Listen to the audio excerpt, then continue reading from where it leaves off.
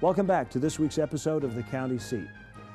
We are going to talk about planning and zoning.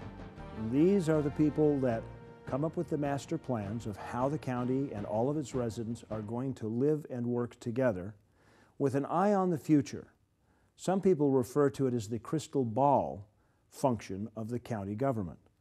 But we're going to find out more about planning and zoning, some of the challenges, and some of the procedures that set up a county master plan. Here with that report is Susan Wood. A vacant lot in the middle of a neighborhood. If you live next door, you probably don't want to see an adult bookstore or a gas station move in. It may affect your property values. It's a situation like this where community land use planning is so important. Anyone who's ever tried to build a home or business on a vacant parcel of land is likely familiar with zoning and land use planning. For Craig Call, Executive Director of the Utah Land Use Institute, planning is at the heart of community health. Land use planning is basically the process that the local government uses to try to predict and encourage a development pattern that is the consensus of the elected leaders.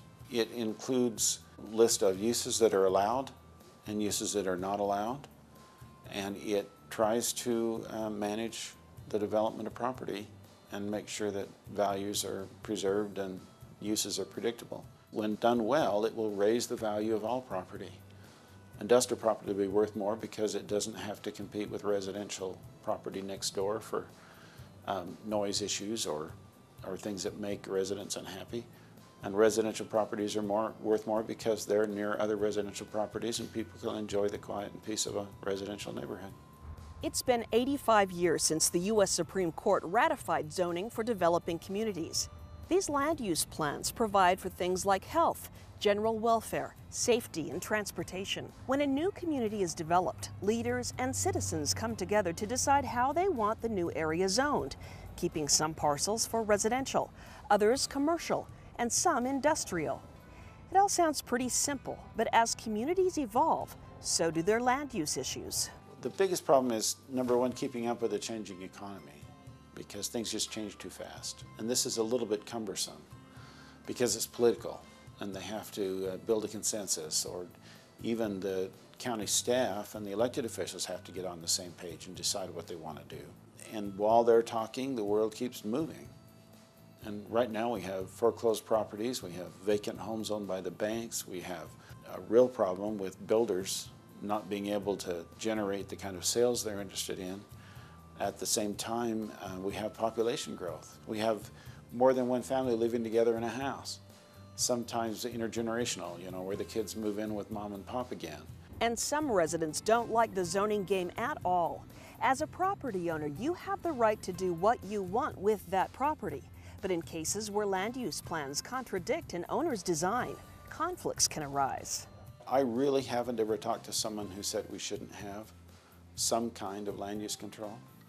I mean, somebody might say that it's uniformly bad, and then I'll start telling them, okay, what should we have next door to you?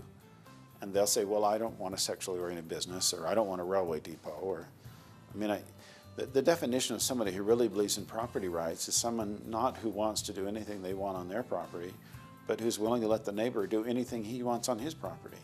However, arguments against zoning still aren't the largest issue. Like many things in a democracy, citizen apathy can do a lot of damage. The biggest problem we face is that people want to get involved in the zoning business after the decisions are made, when somebody wants a permit for an approval or to get a subdivision. And by and large, by the time somebody comes in for an application to develop, the decisions are already made, and we miss being part of those decisions. We need to be involved when the ordinance is written and when the general plan is written. That involvement could make the difference between enhancing your neighborhood or putting a strip mall in next door. For the County Seat, I'm Susan Wood. Thank you, Susan, for that report. We will continue our discussion about planning and zoning at the county level. We have two experts on the subject from two different counties, and we'll be back with more of the County Seat in just a minute.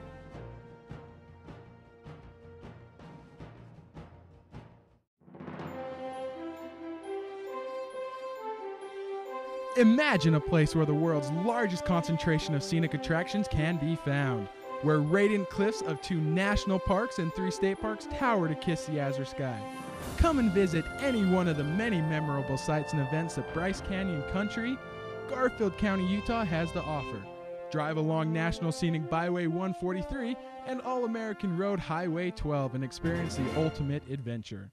Almost 45% of the oil produced in Utah, 7.8 million barrels, comes from Duchesne County. That oil feeds our state economy, provides job growth, and supports local business. Here in Duchesne County, we're working to make Utah an economic, cultural, and technological leader. Whether you're here for business or pleasure, Duchesne County will welcome you with open arms and invite you to explore all the beauty of the Uinta Mountains. Duchesne County, close enough for business, far enough to get away. So, what brings you to town? What brings anyone to St. George? A couple rounds of golf, a little relaxation. What, is that all? Is there more?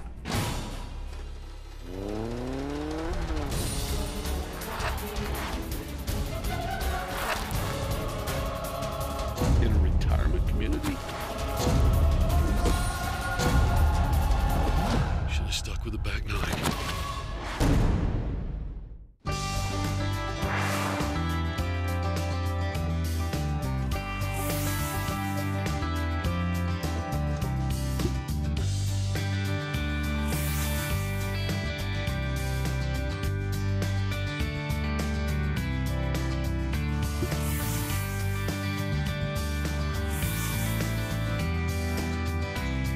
Fall in love with fall, Logan, Utah.